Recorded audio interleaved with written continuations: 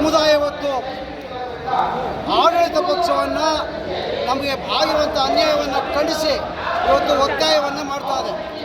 ಬಂಧುಗಳೇ, ಇಡೀ ರಾಜ್ಯದಲ್ಲಿ 101 ಪರಿಶಿಷ್ಟ ಜಾತಿಗಳಲ್ಲಿ ಬಲಗೈ ಸಮುದಾಯ ಅತಿ ಹೆಚ್ಚು, 40 ಲಕ್ಷಕ್ಕೂ ಅತಿ ಹೆಚ್ಚು ಜನಸಂಖ್ಯೆ ಉಳ್ಳ ಸಮುದಾಯ ಆಗಿದೆ.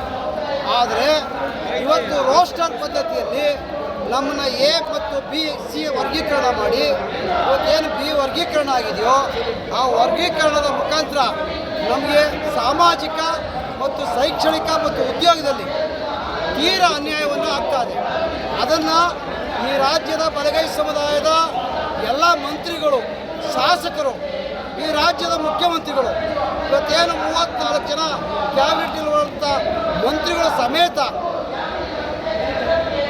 ತಜ್ಞರನ್ನು ಕುಡಿಸ್ಕೊಂಡು ಬಲಗೈ ಸಮುದಾಯಕ್ಕಾಗಿರುವಂಥ ಅನ್ಯಾಯವನ್ನು ಸರಿಪಡಿಸದೇ ಇದ್ದರೆ ಈ ಸರ್ಕಾರಕ್ಕೆ ಎಚ್ಚರಿಕೆ ಗಂಟೆಯನ್ನು ಈ ಸಮುದಾಯ ಕೊಡುತ್ತೆ.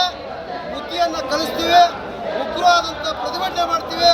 ಇವತ್ತು ನೀವೇನು ಈ ಸರ್ಕಾರವನ್ನು ನಡೆಸ್ತಾ ಇದ್ದೀರೋ ಆ ಎಲ್ಲ ಶಾಸಕರಿಗೆ ಮತ್ತು ಮಂತ್ರಿಗಳಿಗೆ ಬಲಗೈ ಸಮುದಾಯಕ್ಕಾಗಿರುವಂಥ ಅನ್ಯಾಯವನ್ನು ಸರಿಪಡಿಸದೇ ಇದ್ದರೆ ವಿಧಾನಸೌಧಕ್ಕೆ ಮುತ್ತಿಗೆ ಹಾಕ್ತೀವಿ, ನಿಮ್ಮ ಕುರ್ಚಿಯನ್ನು ಖಾಲಿ ಮಾಡಿಸ್ತೀವಿ ಅಂತ ಬಲಗೈ ಸಮುದಾಯದ ಒಕ್ಕೂಟದ ವತಿಯಿಂದ ಇಡೀ ರಾಜ್ಯದ ಬಲಗೈ ಸಮುದಾಯದ ಪರವಾಗಿ ಇವತ್ತು ನಾನು ನಿಮ್ಮಲ್ಲಿ ಒತ್ತಾಯವನ್ನು ಮಾಡ್ತೀನಿ.